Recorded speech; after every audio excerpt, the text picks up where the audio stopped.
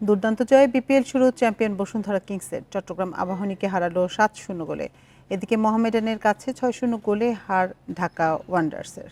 মুন্সিগঞ্জে police এফসিকে ২-১ গোলে হারিয়ে নিজেদের শক্তিমত্তার জানান দিয়েছে ব্রাদার্স ইউনিয়ন।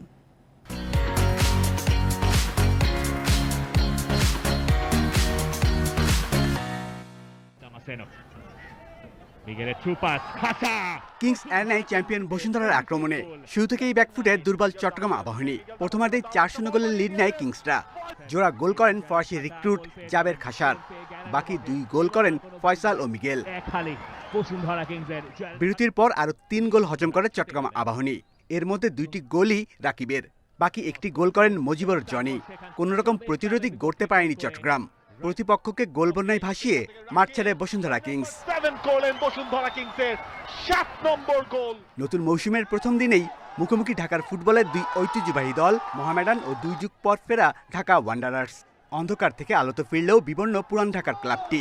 প্রথমার্ধেই ৩ গোল হজম করে তারা। একটি করে গোল করেন এমানুয়েল, রাকিব ও সুলেমান দিয়াবাতে।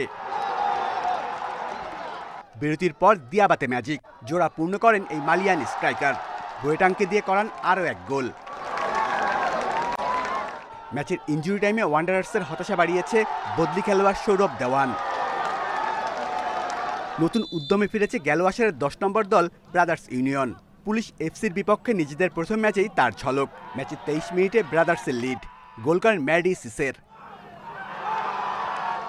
প্রথমার্ধের শেষ দিকে পুলিশকে ম্যাচে ফেরান মানিক মোল্লা, তবে পয়েন্ট নিয়ে ফিরতে পারেনি। ম্যাচের ৬২ মিনিটে ব্রাদার্সের হয়ে জয়সূচক গোলটি করেন Gambian Zakaria Darboe. Shamim Ahmed, Independent News, Dhaka.